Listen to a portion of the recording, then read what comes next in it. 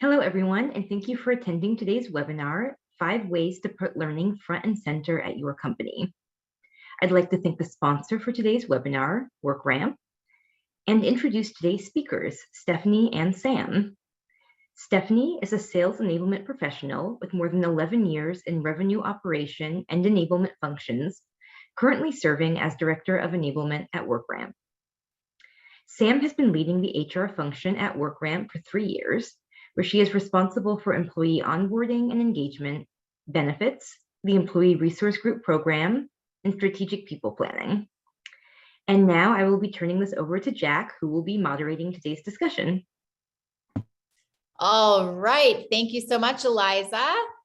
All right. So we have a really exciting discussion plan for you today. Obviously, we have our enablement team here to talk through expert insights as well as HR. So it's going to be a really great discussion around how to put learning front and center at your business. We're planning to cover a variety of topics, but a couple key areas that we're going to focus on is how you can expertly onboard employees. We'll talk through how to build ongoing learning and development programs that can help you attract and retain and develop your talent. And of course, we'll talk about ROI. How can you think about really tying the training programs and training initiatives you have at your company to business outcomes? So should be a good time today.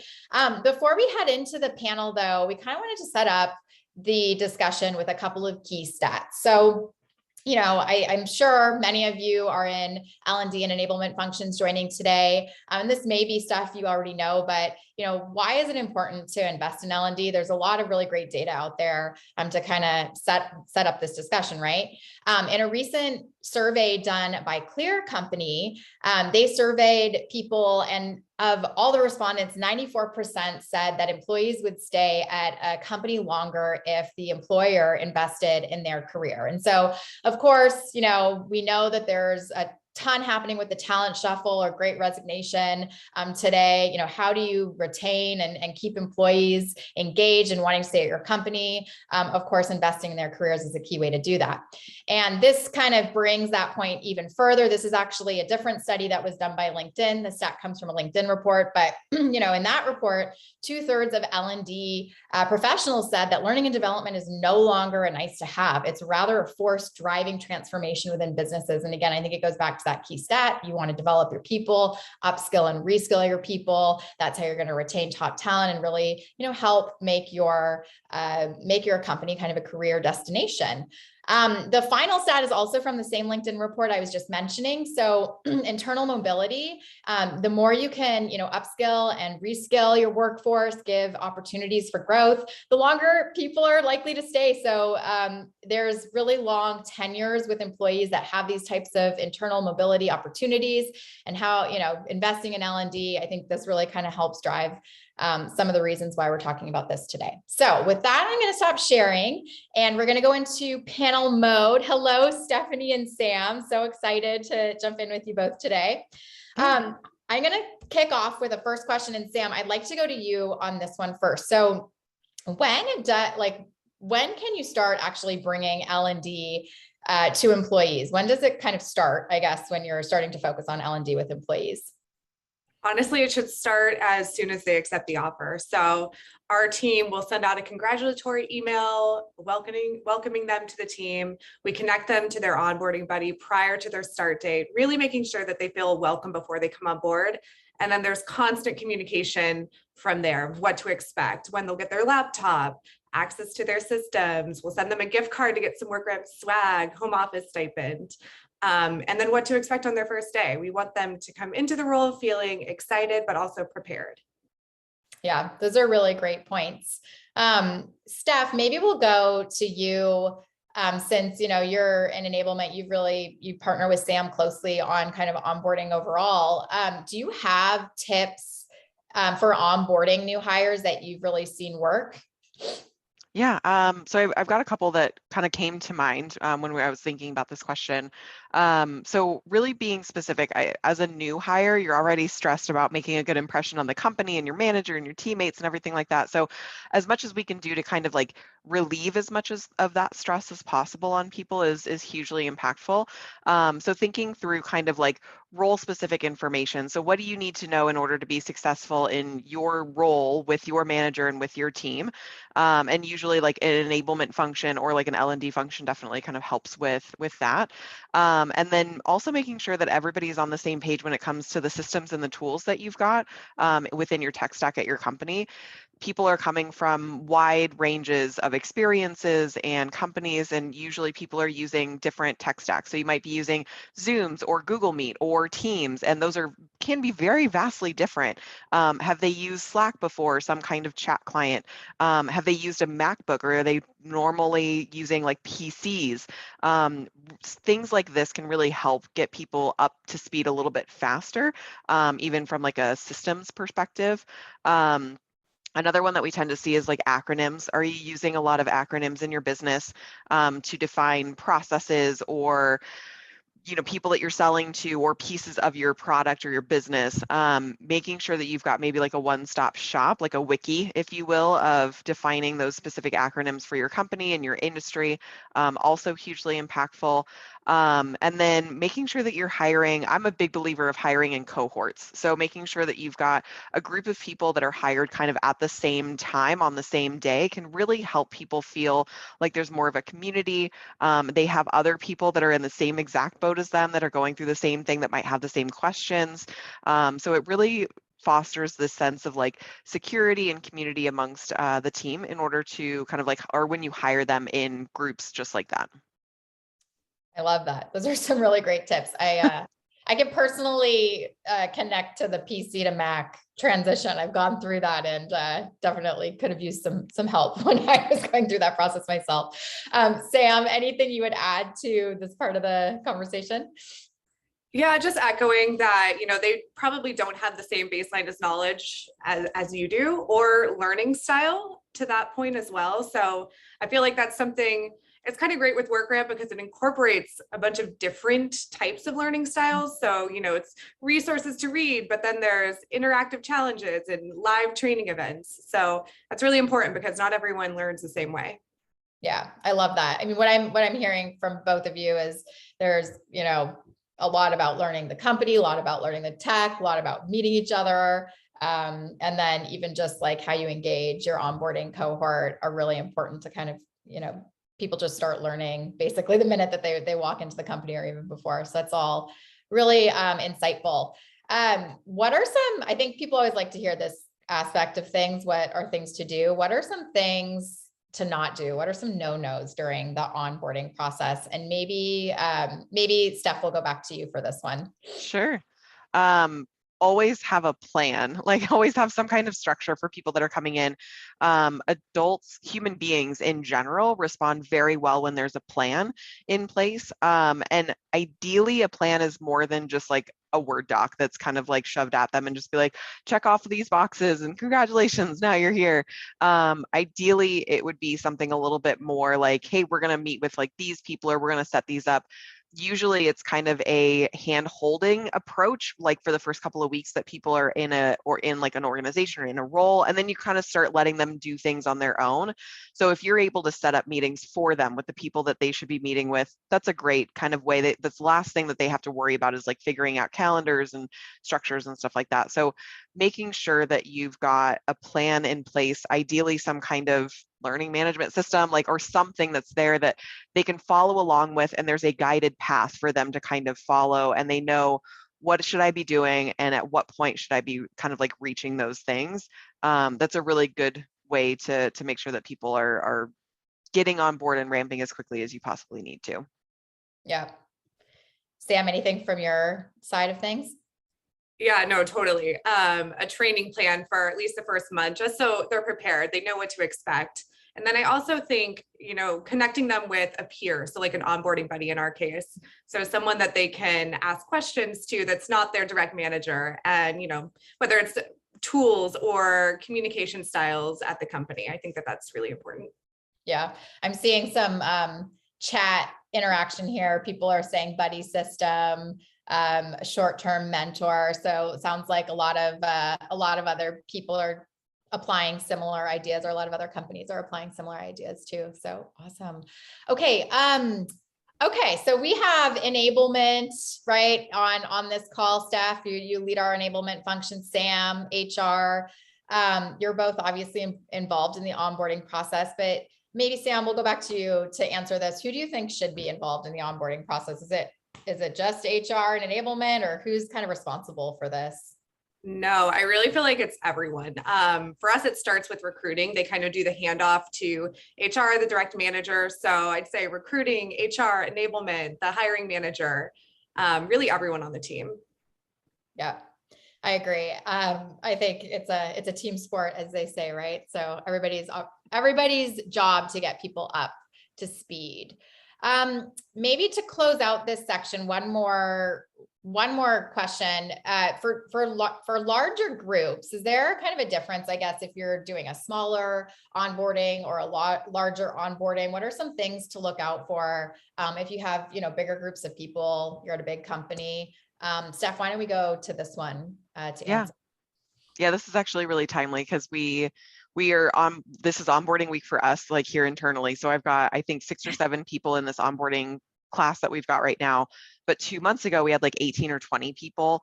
And that engagement is very different. I think it's easier for people to just kind of fade into the shadows, especially in a virtual onboarding environment, whether you're whatever virtual kind of, meeting client that you're using. It's easier for people in larger groups to kind of either be talked over or spoken over, or just kind of like not be engaged pretty typically. So being a little bit more intentional for me specifically of making sure that when I'm running a live training session, that I do have my window open so I can see everybody, as many people's boxes as I possibly can. And then some of the questions that I ask, make sure that I kind of go around the virtual room and ask kind of questions as much as possible. Some people are going to be a little bit more confident than others.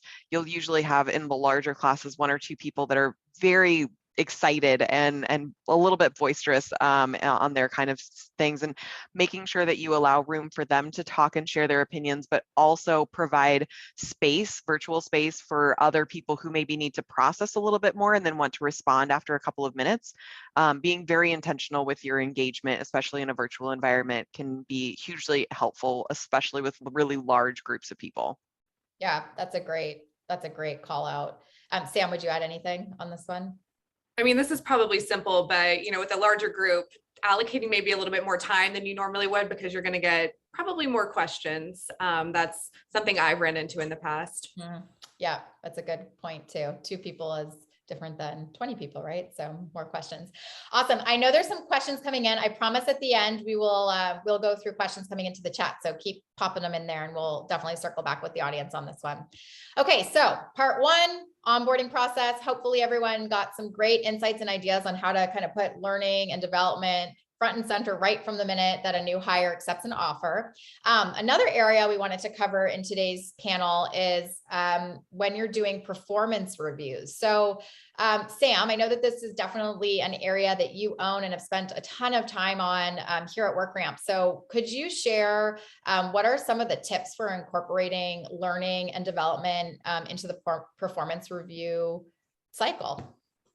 Yeah, totally. We just went through this.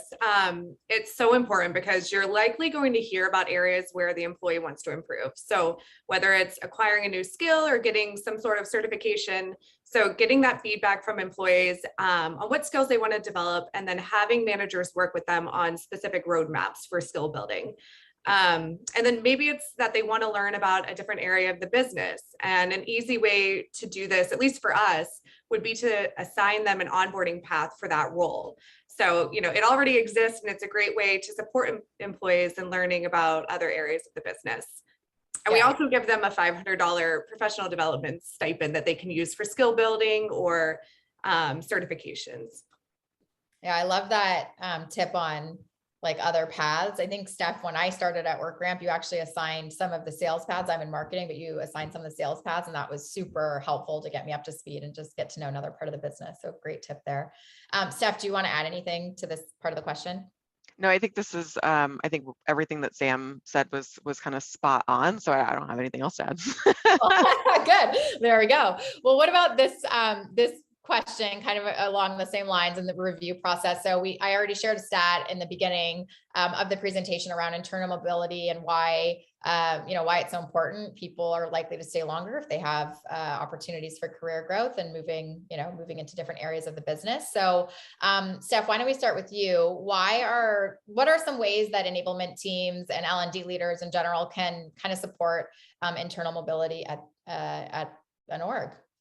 Yeah, I think one of the biggest things is making sure that the process is documented. Like where can they go in the business is crucially important, and then defining the skill set that's needed for those specific roles. So I know like it's usually larger organizations have everything kind of like really structured and documented out. For smaller organizations that I've been at in the past, usually it's just kind of like, well, we kind of feel like they're ready for it, so like let's just throw them into it and see what happens. And then this poor person is like struggling to figure out, like piece the stuff together. So as much as possible, I would highly recommend that you remove like a certain level of kind of biasness, like it's just human nature. Document the process as far as like, what does it look like? What does success look like in the role? What types of skill sets are you looking for? What's the criteria for being promoted? That way there is like 1 month it's, one thing, and then the next month it's another thing. So making sure that you define all of those things all day long. If you've listened to me anywhere else, you'll hear me say this a bunch of times. It's just like define. Everything and I mean, all of the things, just define everything. Define all of the things. All of the things. That's a good quote. We'll get that one. I like that. Sam, what about you? Anything to add here? Yeah, I mean, we're very open and encouraging of employees to learn about different areas of the company. And just from an administrative perspective, we post our positions for internal positions on our career page. And also we have a Slack channel. So we'll post it there for everyone to see. Yeah, giving visibility, super important. Awesome. I'll just do a little reminder since I'm seeing again some stuff come in the chat, which is awesome, but we'll definitely be taking questions at the end. So keep putting your questions in there and then we'll circle back at the end of this to go through them. Okay, so the next topical area that we wanted to discuss was how can you get your workforce involved in sharing their expertise? And I think there's a term that I've heard a lot through my career and especially when you started a new company, this idea of like tribal knowledge, right? How do you get people to share tribal knowledge? Can you share some examples? Sam, maybe we'll start with you on like, how do you get that out of people's heads and into the organization? Yeah, so for us, having Command Center, which is like our company intranet, as a central place for documentation is huge. So we make it a practice that, you document everything so you can find it all there. And then also like shadowing, letting employees shadow different employees, different work styles, including cross-functionally, can be really helpful. Yeah, those are great tips. Steph, what about you? Yeah. One thing that I do want to call out, like shared knowledge is so crucially important in a lot of businesses, but making sure that it's the right knowledge that should be shared. So like making sure that you're vetting that knowledge, like first and foremost, because sometimes you'll get the people that have been at the company for a really long time and they've done things the way that they've always done things, but processes have changed. And there's a better way or a different way that needs to be done, but they're still sharing kind of their tried and true method. So making sure, like first and foremost, is the knowledge that's being shared the stuff that you want to be shared. And then after that, like making sure that you identify that subject matter expert within the organization. I'm really big on this is facilitating, like I'm not going to know everything, nor should I. Same with Sam, she's not going to know everything either within the organization, but I can identify those subject matter experts internally that do know the thing that I want to train on, teach on, whatever it might be, and then help them kind of share that information, just kind of like polish the edges, if you will, on any of that training. And then making sure that it's consumable, because sometimes I've been in those trainings before where it's a subject matter expert, but they're a little bit dull on their delivery. And that can be really hard for some learners to kind of absorb that information. So working with them where if maybe they're not great at presenting or they're super nervous, you can turn it into something like exactly what we're doing here, a panel conversation or a discussion instead, where you're leading the conversation and facilitating that information transfer to people. And then maybe even giving like a handout to the learners after the fact to kind of like fill in along the way or something like that. We did for our company kickoff a couple of months ago, I organized kind of an internal call for speakers where people could submit ideas for topics that they were very passionate about, ranging from negotiating pay to selling with empathy to like yoga and stress management. Like, I mean, we were all over the board, which was fantastic. And then instead of just being like, great, create a presentation, I'll talk to you later, it was like we had checkpoints kind of along the way to get feedback and provide kind of insights and whatever it might be. So leveraging the people internally that have the right information and knowledge that you want to transfer to people can be hugely impactful for your business and also for you to take a little bit of stress off your plate. Yeah. I love that. I love the choose your own adventure example. It shows that if you give people the opportunity to kind of flex their, show something that they might not be talking about kind of in their job every day. It's a great way to bring kind of learning and development right to the center of the business. So that's awesome. And there's some great questions coming in on this topic. So we will definitely circle back on this area in a few minutes here. So then another area is how can you bring learning and development or like what role does recognition play in kind of this narrative? And Sam, I think you have some great insights on this. So how do you recommend kind of recognizing people for their achievements and get people kind of rallied and excited about this topic, learning and development? Yeah. Recognition is huge, and especially at WorkRamp, I feel like we're all very, very supportive, and we have a robust props channel, Slack channel, that it's probably one of our most popular at WorkRamp. We'll have call outs at our all hands meetings weekly. And then even when it comes down to like deals being closed, there's like an email train of like, congratulations. We're very big on recognition and props at WorkRamp. Yeah.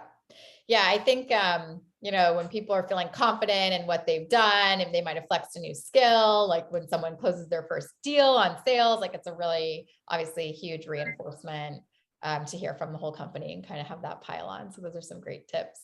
Steph, would you add anything to this section? Yeah. I just to double down on what Sam was talking about, it can actually mean a lot to some people to get recognition from like an executive, for example. So I think some people doesn't really kind of phase them one way or another, but I realized this in one of my other companies was we did the same thing where like our CEO or CRO gave kind of a call out to somebody, and it meant the world to them to just like have the CEO kind of like say their name or whatever, especially in like really large organizations. It takes just like a second of their time, and it really does mean a lot to employees. So getting a feel for what people respond really well to. Maybe the email train is like not okay at your business, and like that's okay. Like you figure out a different way to kind of recognize your employees across the board in a genuine kind of way. Usually employees can tell really quickly when it's just kind of there for fluff. So find out what they respond really well to. Don't be afraid to involve your executives. I could almost guarantee that they're okay, like given a shout out on a team all hands or team meeting or something like that. Could really mean a lot to some people. Yeah, those are great tips. It does go a long way, right? So thanks for sharing, Sam and Steph there. Okay, so our final area that we wanted to cover before we go into Q&A is, of course, showing the impact of learning and development and enablement, the ROI on programs. What are some of the key metrics that you're thinking about in the world of enablement? And Steph, I think you have a really strong philosophy around this. So I'd love to hear from you first on this. Yeah. Tracking metrics and tracking the impact of your trainings or your initiatives on the business are really big, not just in the enablement space, but in L&D and enablement. My like all day, every day advice would be like, start with the end goal in mind. What are you trying to achieve? And how are you going to define that success, like right from the get-go? I tend to break my metrics into 3 categories. So I'm typically looking at kind of the accountable metrics. So things that I can directly point to and be like, I affected that change because of this training that I put into place. And I'll go into that like here in a second. And then trackable metrics, which are usually just going to give me like they're going to have my finger on the pulse of like what's actually happening in the business that might be able to direct future initiatives or trainings that are needed. And then usually like this idea of like sentiment. So like getting into the feels of like, how did somebody feel before a training or after a training or after an onboarding program? It's important to kind of hit, I think, each of those buckets as much as possible because it really does help to paint a picture. So if I'm looking at like the accountability metrics, can I decrease the time to ramp for one of my new hires in the time to their first deal? Can I like, bring that time down? An example of like a trackable metric, for example, employee retention rates. That's a good one for me to partner with like HR, with Sam on and find out like what are we maybe missing on some of these things. Customer churn rates is another good one. There might be indications of like maybe we're not pulling the right customers in like the top of the funnel. So like things that I might not be able to directly be like, I did that, but will give me an indication on like what's actually happening in the business. And then surveys are great for like the sentiment kind of analysis as far as like how are people feeling if they're rating themselves on things that they're responding to or what kind of knowledge they're retaining or stuff like that. So I usually break them into those 3 buckets. Yeah, I think those are some great insights. And Sam, I think Steph talked a lot about like the metrics. Can you share a little bit more about like how HR maybe keeps track of some of these metrics? What are some of the more like, the systems or ways that you're doing this? Well, this is pertinent because we just went through our engagement survey. So that's big for us. We do 2 big engagement surveys per year where we can literally ask the question and see how we're doing and read the individual comments to understand the sentiment. But we also we'll do like onboarding surveys to understand how that went. And I still do check-ins with employees just to have the conversation, get their feedback, how they're feeling. Yeah. I love that. Just to like bring this topic back to kind of the main topic, it's obviously super important to show the impact of learning and development that helps keep it front and center. And of course, when you have, a positive impact on things like employee retention, when you can show the impact that people are feeling more confident or, whatever it is, that obviously helps make it a key priority for the business. So I love that. Okay, well, we are going to go into Q&A in just a second. But before we do that, I just wanted to share a little bit more about WorkRamp. So we're so proud at WorkRamp to be working with the most innovative companies out there. These are some of our customers on the slide that we're proud to be working with today. And these companies are putting learning front and center at their businesses because our philosophy is that learning is really a growth engine for businesses today. When you can enable and train your people, when you give them the confidence, when you help them upskill and reskill, you're really propelling your business forward. And there are a couple of reasons why companies work with WorkRamp. There are 3 we're going to call out here. One is that we really look at, our solution is a platform. So you're able to deliver and scale training across your organization, which means across, new hires, ongoing for employees, and even for your customers and partners through the WorkRamp platform. You don't have to have different solutions to deliver training across those different audiences. You can do that all within WorkRamp. We have a huge focus on partnership. We're so proud of the customer relationships that we build. We have implementation, ongoing customer success resources for customers. We have a VIP customer community where we connect L&D enablement and customer education, partner education, leaders where you can share best practices, network. So really, we have a huge focus on delivering an excellent customer experience overall. And we have a huge focus on best-in-class products as well. We really leverage the feedback that we get from customers to help us shape help us shape what we build next. And we're known for our beautiful UX and UI. We have extensive integrations. And of course, as you're hearing about, we really are focused on helping companies tie their training and learning initiatives to business outcomes. So there's going to be a poll that launches. If you want to learn more about WorkRamp, see a demo, you can put yes on that poll and we'll make sure that we'll follow up. And with that, we will go into Q&A. So I'm going to stop sharing and go back through some of the questions that came in. So let's go back to the top here. I think there was actually quite a bit that came in. So first and foremost, going back to some of the question around onboarding. the topic of onboarding, how do you maintain a new hire cohort beyond just the orientation, maybe the first week? Go ahead. That's a really good question. Yeah. I think one of the important things that you can kind of do is create this little sense of community with your cohort. So it kind of depends on like what it is that you're asking about. Like, is it the sense of community or kind of the continuous learning? Usually for me, if we're talking about continuous learning, like once they're past kind of their ramp period, which I would consider like 60 to 90 days, depending on the role, usually it's just like we do check-ins. We've got kind of some ILT trainings that are still taking place kind of throughout their onboarding. And then after that, I kind of end up lumping them together with the rest of the group in like ongoing training. If you're talking about from a community aspect of things, encouraging them to maybe do like lunch socials or maybe like getting together like in person if they're close by to each other. I've actually always found that when we got together like in person, the clicks that were happening were usually new hire onboarding groups. So I could be like, that's January and that's March and that's November. So usually it kind of depends on what your goal is there. But if you help cultivate kind of this idea, whether it's ongoing learning or community, usually people respond pretty well to it. Awesome. Yeah, I would also add that, I mean, we have a Slack channel for our cohorts as well. And so encouraging them to ask questions within there, because it could be a question that someone else has, and then that kind of builds the community as well. Yeah. This one is a little bit of a tough question, but let's see if we can jump in on it. So any advice on creating an engaging onboarding experience in a position that historically has high turnover, for example, a frontline operations employee? I can start this one too. One question that I would have is like, why do you have high turnover? Like, have you been able to interview the people that have been leaving and found out why it is that they're leaving so quickly or so frequently?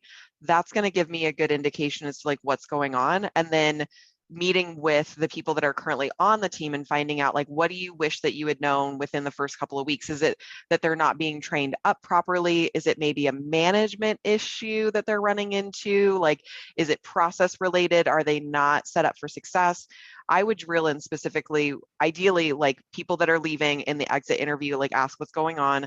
People that are still there, ask what's going on and find out what is it. Is it technology and kind of process are obviously a little bit easier to solve for rather than like a management issue. But if you can drill in on like why it's happening, like why the high turnover, then you can start kind of solving for that problem. But I'm not sure. Sam, do you have any other, have you seen this maybe before?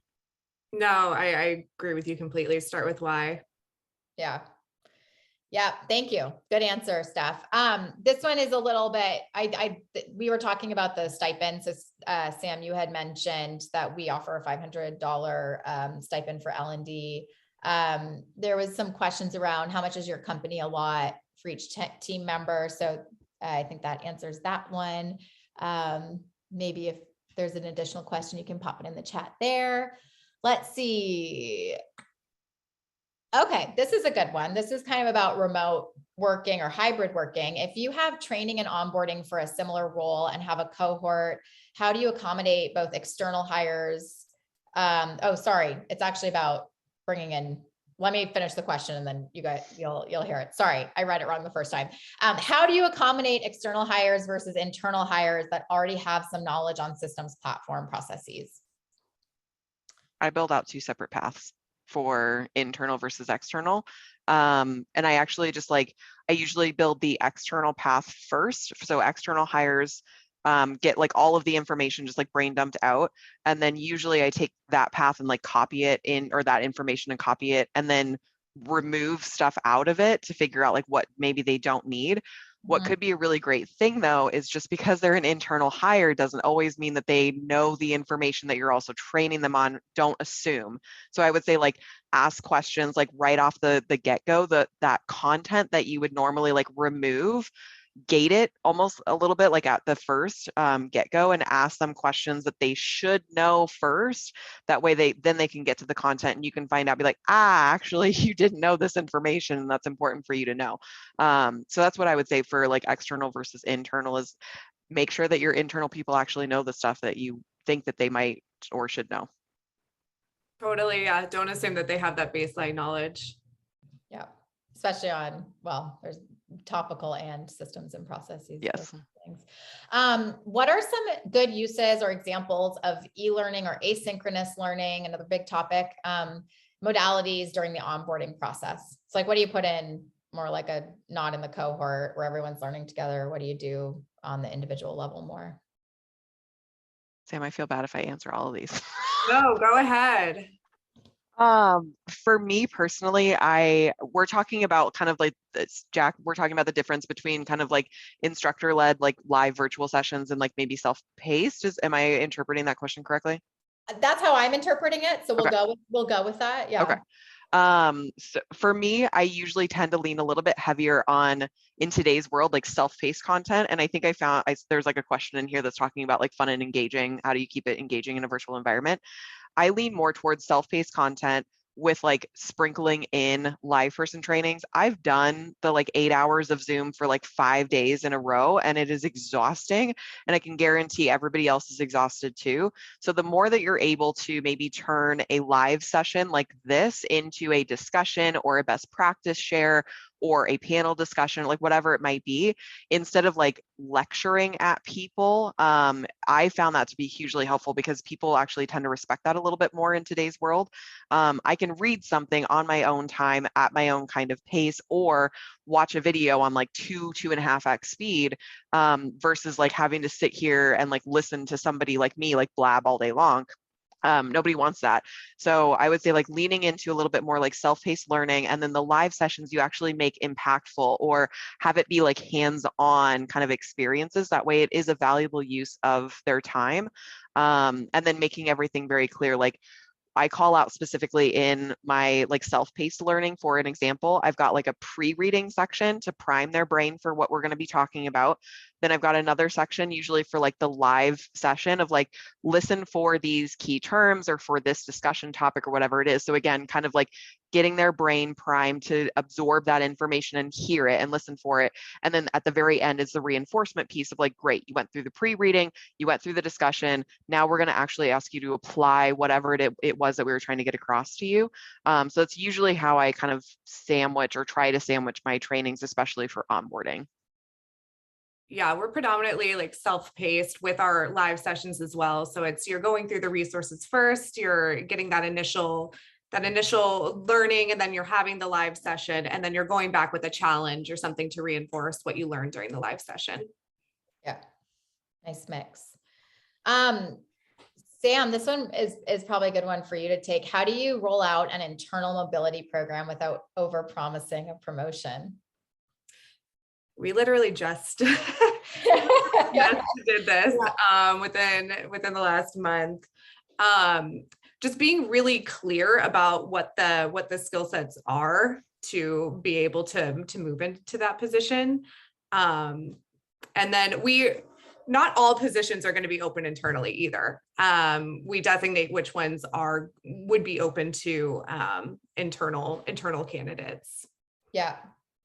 That's a good tip. And I think another thing that I've learned personally in internal mobility things is when somebody doesn't get a role, if they're applying for things internally, you can also like go back and give them feedback and what they can work on and, things to work toward, so that next time they can get next time they might be more primed for it. So setting expectations and yeah. It always leads to a great conversation about like what skills they need to develop. So yeah. Yeah. Cool. Okay. I know there's quite a bit in here. Let's see. Let's get to, there's a lot of great tips in here. Thank you to everyone who was kind of giving their own insights as we were going through the conversation. Here's a good one. We currently onboard weekly, but we are pushing for monthly or every 2 weeks. How often do you suggest doing an onboarding class or cohort? I'll start by saying we were doing weekly, and then Steph came on board and was like, no. So now we're doing twice a month, but I'm sure Steph would say like once a month even would be ideal. Yeah, we definitely drew, for me, so I cover all of like the revenue organization when it comes to like onboarding, but not like product. So I agree. Like I came in and I was like, oh no, like I can't do this. And it really helps like as you're scaling your business to make sure like one, you're giving like ample time to the new hires. You're not just like, okay, I got to get this one through, like this class through that way, like because I started another one like on Monday. So you're giving ample time to the attendees that are coming in, like the new hires that are coming in, and giving them kind of your full attention, if you will. And then you're also sparing like a lot of your subject matter experts that ideally you're pulling into your sessions, or that you're having kind of have conversations. I know small businesses like us, and I've seen it other small like startups that I've been at, usually the CEO wants to meet all of the new hires for 30 minutes or something like that. If he's meeting them every single week, that very quickly becomes unscalable. So instead, kind of working with your HR team, with your frontline managers, and describing and basically selling them on this idea of these are all of the benefits that we get if we go to like a cohort kind of model. And then sometimes you have to draw the line in the sand and have difficult conversations with managers and just be like, I understand that you're hiring for this role and you need to hire off cycle. Unfortunately, I can't handle that. So I need you to kind of like step in as the manager and really like help facilitate that. We'll include them in sessions once the next cohort kind of comes around. But for the time being, like I have to say no at a certain point. It's really hard for me to do, but like I just can't, me and my team, we can't be everywhere at the same time. And it's a heavy lift to hire that frequently in a month. Yep. Okay, last question. This is a good one, and I think we'll have some good insights on this too. Any examples or suggestions for providing support for frontline managers and leaders so they are positioned for success in providing high quality department team onboarding experiences? So how do you set your leaders up basically to be good onboarders? Top of mind again, as we're working on manager training right now. Steph, you can go first with this one. Yeah. I think first and foremost is just kind of meeting them in the middle somewhere. This is actually something that like I've been learning a lot recently too, is that we had some onboarding content that the managers were required to like go through, and like they needed to review a video and like coach on it and whatever. And our poor managers were like overloaded because they've got all of their regular duties kind of, in there. So it's kind of finding that compromise between meeting them in the middle somewhere of like understanding that they do have kind of their normal manager duties that they're responsible for. And like, for me personally, it's like, okay, great. Can I take some of those questions off and make them auto-graded questions? And instead, now they're turning into more of that kind of coach and like mentor manager kind of role instead of like a test grader at the end of the day. So I would say like that's one thing. And then the second thing, to lean into what Sam was talking about earlier, like maybe you look into an additional kind of stipend or something for your leadership team if you're unable to do leadership development internally. Partner with, other kind of training companies or whatever it might be, and just be like, hey, we're able to like bring this company in or a consultant in to kind of do leadership training, or here's additional stipend that you can go out and, kind of do your own.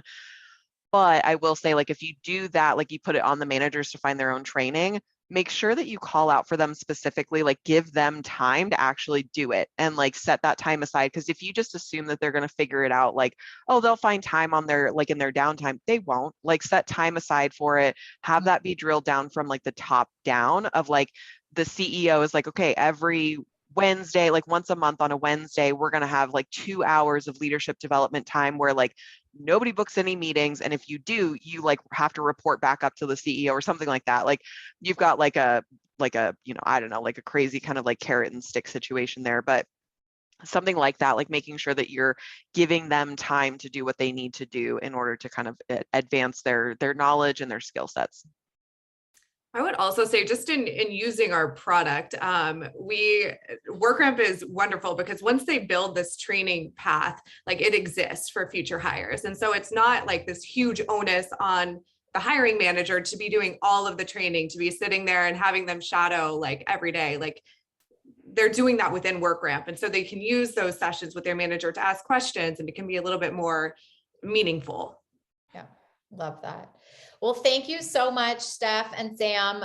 Incredible insights. Really, I think some actionable tips that hopefully the audience can take away and start to think about for their own organizations today. Thank you both so much. And I think we're passing it back to Eliza to close out the session today. Yeah, I'll go ahead and wrap things up. But thank you so much for a really great and engaging conversation. This does bring us to the end of our webinar today. So a big thank you to everyone for tuning in, asking your great questions, sharing your great tips in the comments. A really big thank you to WorkRamp for sponsoring. And Sam, Stephanie, Jack, thank you once again for just a really engaging conversation.